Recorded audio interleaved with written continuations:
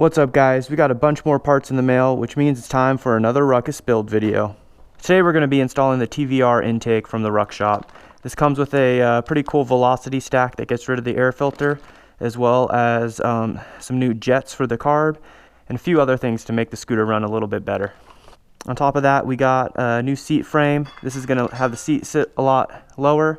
Pretty excited about this because not only is this going to be a huge upgrade in terms of looks, but it should also help with our acceleration because it should help us get a lower center of gravity.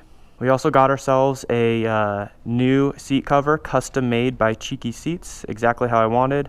We've got a suede on the side, black bride stitching on top with some extra padding, and all black stitching, black on black. So without further ado, let's start taking some stuff off and get right into today's build. So the first thing we're going to do is install the intake. It's a pretty straightforward process, but you want to remove the carb because we need to rejet it for the new airflow we're going to get.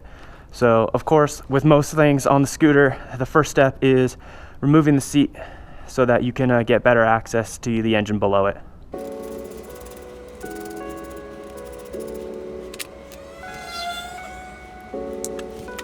Now that the seat's off, the next thing we want to do is remove the airbox. So we're going to take that off, as well as follow any of these lines that run to it and take those off as well.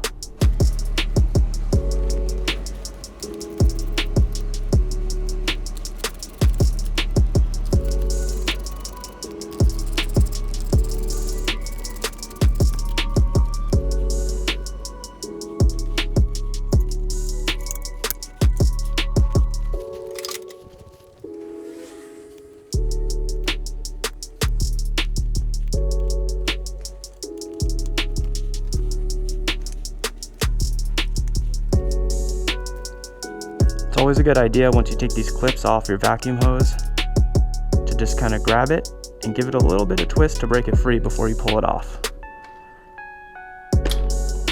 That's going to help a lot more, especially if you've got old vacuum lines. All this stuff is pretty new, so it's pretty easy to take off.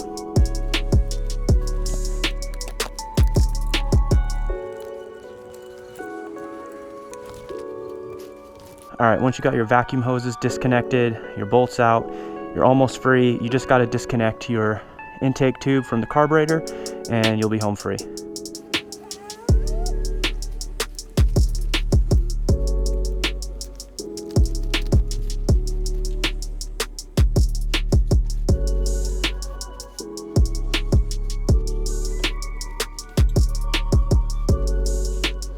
Just took the clip off all the way. Should just make it easier to get out. There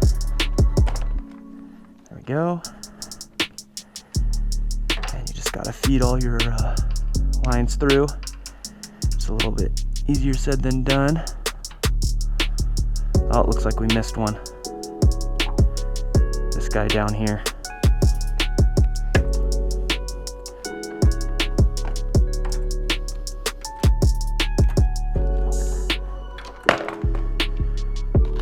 All right, and we're free.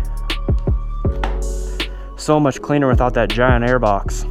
Alright, so once the airbox is out, it's probably a good idea to just remove this plastic here because it's kind of flimsy without it, and honestly I don't really like it anyway, so I'm just going to go ahead and remove it. It's going to give us more room for the carburetor and kind of clean up everything as well.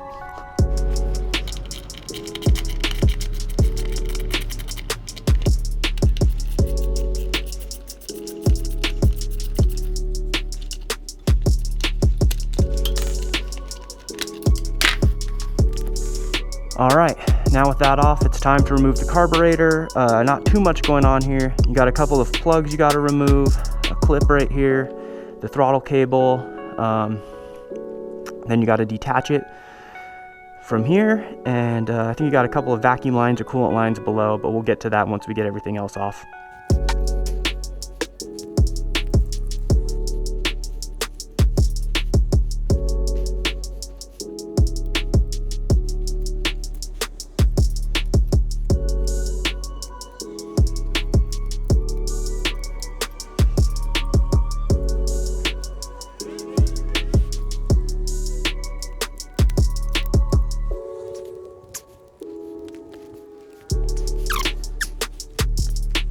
Alright, so for these guys right here, if you've never taken them off before, be extra careful because they are really tight and they're easy to strip.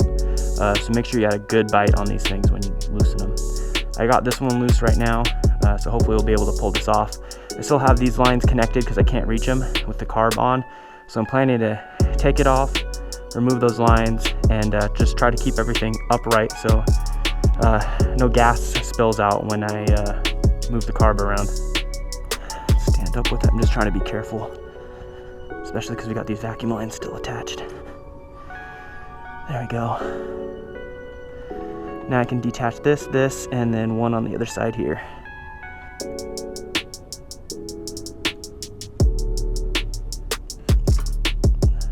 So that was a fuel line right there. You can see it's dripping a little bit, but not too bad. These, I believe, are coolant lines. The purpose of these is to run coolant through your carb when it's cold to warm it up on cold days. I think a lot of people just actually, when they take these off, they just loop them and don't even use this feature unless you're in really cold weather. As you guys can see, this nipple right here is pouring out gas as I tip it, so I'm going to try to keep it as upright as possible, but we're going to lose some gas. And that's okay, it evaporates pretty fast. I don't think this carb holds a whole lot, so it's not a big deal. And there's the coolant. So you want to try to keep this up so it doesn't continue pouring out. One more on the other side and we'll be home free. Alright guys, and the carb is off. And just make sure you clean up any fuel or coolant that you spilled before you put everything back together. Alright guys, now that your carburetor's free, we can take it apart and start removing the jets and putting our new ones in.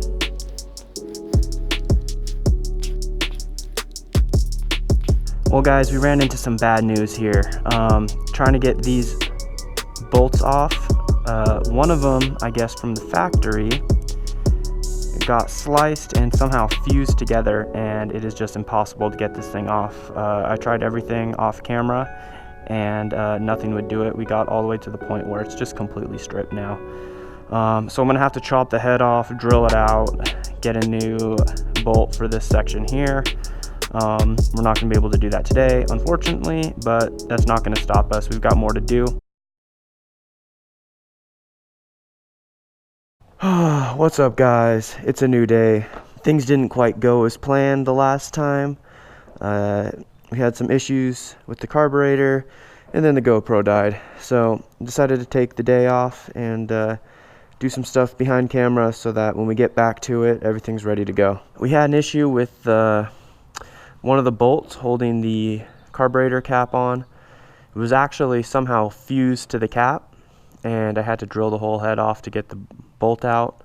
On top of that, these Phillips head bolts really suck, so I went ahead and bought a pack of stainless steel Allen head bolts, so we'll be able to get a better grip on these when we want to take them off in the future. I definitely recommend doing the same thing if you're doing this job. These are M4 by 10. You can probably go a little bit longer, M4 by 12, 15, whatever they got. Just something a little bit longer because this is threaded all the way through, so you don't have to worry about length. And if you go a little bit longer, then you can get a split washer on there, so you don't have to worry about it backing out. So as you can see, these are the original Phillips head bolts, and then here's one of the new Allen head, so it fits pretty good. Kind of chewed the side up just a little bit, drilling the bolt out, but nothing too bad here. Nothing that's going to cause a problem. So let's go ahead and pull this cap off and get to those jets.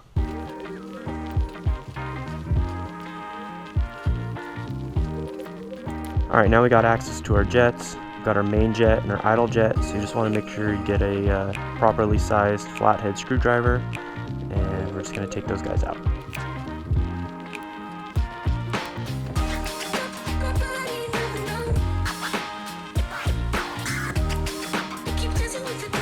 Alright, here's our new jets.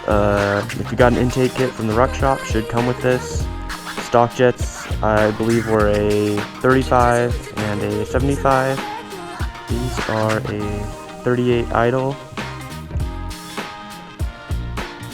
and a 78 main. So it's pretty simple, just like we took them out. Just thread them back in. Just be real careful because these are brass. You don't want to cross thread or strip these.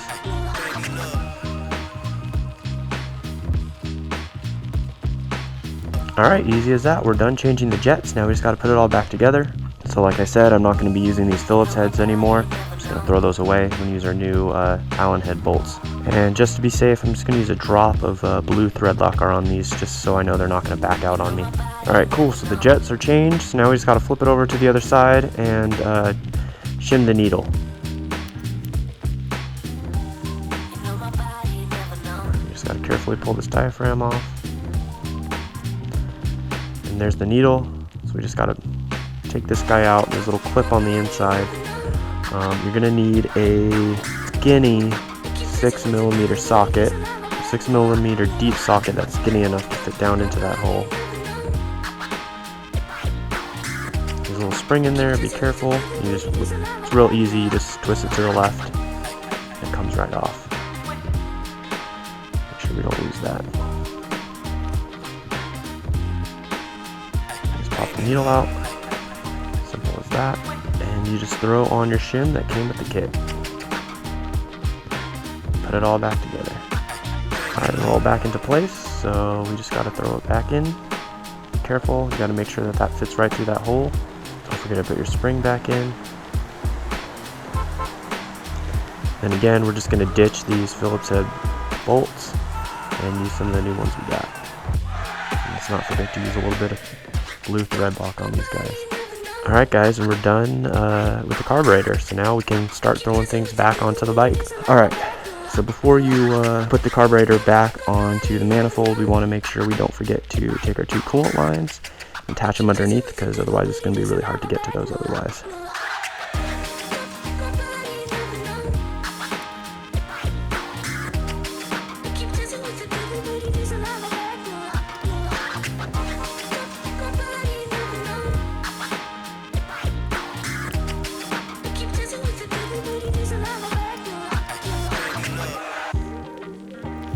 Alright, once your coolant lines are back on, now we can go ahead and stick this back onto the manifold. Just want to make sure we tighten this guy back down. I'm actually going to leave it up like that. It's a little easier to get to in my opinion. Cool. We don't want to forget about our fuel line back here. And let's get our throttle cable back around. And then last but not least, we just gotta make sure we put the plugs back on.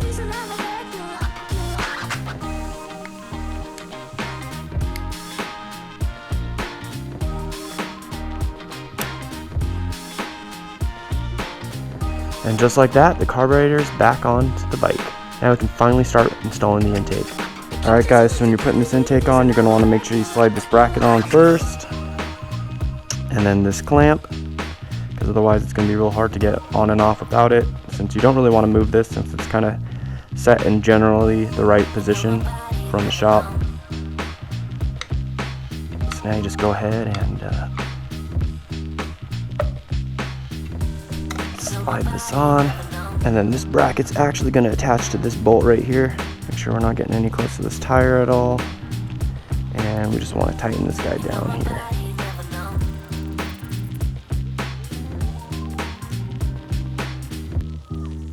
Alright guys, and the intake is installed. The last thing that comes with the kit is a little breather for this guy right here.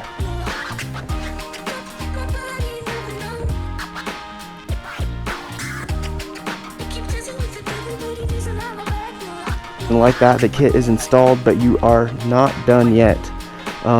Since you took off all these hoses from the stock airbox, you got some things you need to plug up, some things you need to route. It's not too much though. It's actually just this guy right here needs to be plugged, and this thing needs to be routed down so that if any oil comes out of the head, it goes straight to the ground rather than running all over the top of your motor. So you can reuse some of the parts from the stuff you took off. There's a cap here, so you can just have to find one of these hoses that is thick enough to go over this and then place this cap on there and close it off, or you can, if you have a proper size vacuum cap, you can use that too. So hopefully there's something in this kit that we can use. The best thing to do is figure out which one of these lines went to it originally. It looks like probably this one, so I'm going to pop this guy off real quick. And we are officially done. I got the line running straight down here as a little oil drain. If this thing ever fills up and oil comes out, it'll just fall straight down to the ground rather than getting all over the motor. And I got this guy capped off too. So the intake install is officially done. We've got the carb jetted correctly, new intake installed, breather, and the stuff capped off that we need to. Can't wait to take this for a rip. So I'm going to end today's video here. Be sure to check back next week where I finish the seat install and we take this thing for a test drive. But this video is getting long enough, and I want to split it up so it doesn't get too crazy. Make sure you subscribe and turn your notifications on so you don't miss the next one. It's going to be sick. Peace.